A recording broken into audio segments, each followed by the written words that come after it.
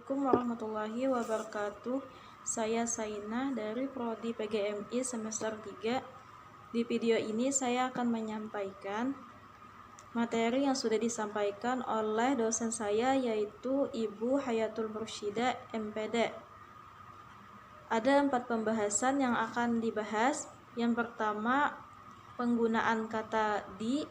Yang kedua, pembinaan dan pengembangan bahasa Indonesia. Yang ketiga, kedudukan dan fungsi bahasa Indonesia. Dan yang keempat, ragam bahasa Indonesia. Penggunaan kata di bisa dipisah dan juga bisa digabung. Dalam hal ini, di ada 2 macam. Yang pertama, di untuk kata depan atau reposisi, dan yang kedua, di merupakan kata imbuhan. Jadi, di untuk kata depan atau reposisi itu digunakan untuk menunjukkan suatu tempat, waktu, dan suasana. Maka menggunakan kata di-nya tidak digabung. Contoh, di rumah, di jalan, di kesunyian, di siang hari, dan di malam hari. Sedangkan di yang kedudukannya sebagai kata imbuhan atau kata kerja pasif, maka penggunaannya digabung. Contohnya, dimakan, diminum, dilihat, diraba, diterawang, dikejar, disayang, dan dicintai. Untuk pemakaian pada bahasa Indonesia itu sendiri terbagi kepada 2. Yang pertama, penggunaan bahasa Indonesia yang baku. Kemudian yang kedua, penggunaan bahasa Indonesia yang tidak baku. Penggunaan bahasa Indonesia yang baku ini ketika di situasi yang formal, resmi, dan lain-lain. Sedangkan penggunaan bahasa Indonesia yang tidak baku digunakan ketika di kehidupan sehari-hari. Kemudian dari media dan sarana. Media bahasa Indonesia itu terdiri dari 2 macam, yaitu lisan dan tulisan. Yang pertama, ragam lisan itu merupakan ragam bahasa yang diungkapkan melalui lisan dan terikat oleh ruang dan waktu, sehingga dapat membantu pemahaman.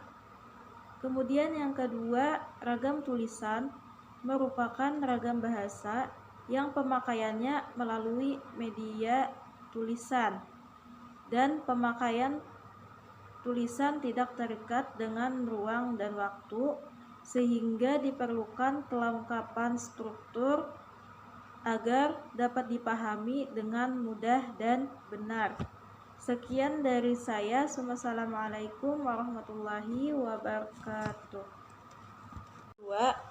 Pembinaan dan pengembangan bahasa Indonesia.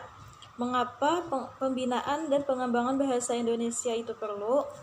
Karena kita tidak dapat memungkiri bahwasanya masih banyak warga negara Indonesia yang belum memahami dan menggunakannya dengan baik dan benar. Dan masih banyak warga negara Indonesia yang malu dan gengsi menggunakan bahasa Indonesia.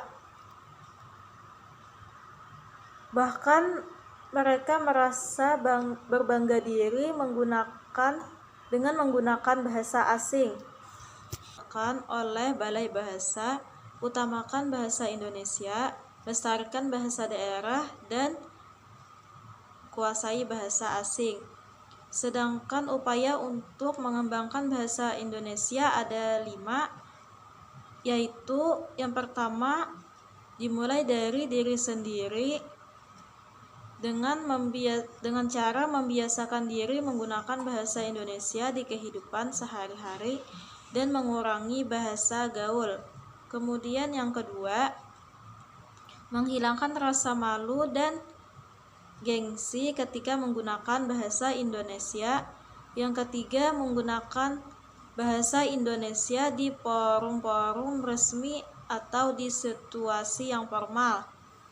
Kemudian yang kelima, mengadakan kegiatan dan penyuluhan bahasa Indonesia. Bahasa Indonesia yang baik dan benar.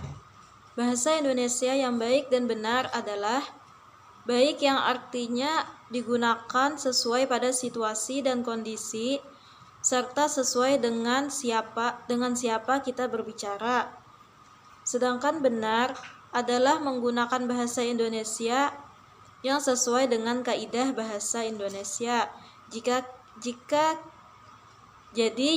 kita menggunakan bahasa Indonesia tapi jika tidak pada tempatnya atau tidak sesuai dengan situasi dan kondisinya, maka bahasa Indonesia itu dianggap benar tapi tidak sesuai atau baik.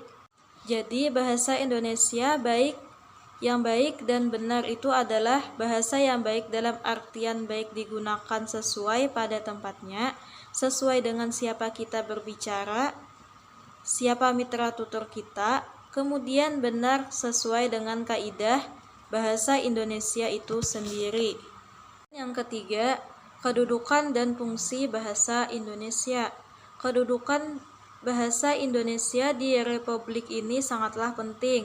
Adapun fungsinya adalah yang pertama sebagai lambang kebanggaan bangsa, yang kedua sebagai identitas bangsa, dan yang ketiga mengingat bangsa Indonesia adalah bangsa yang besar, yang kaya akan budaya, suku, dan bangsa.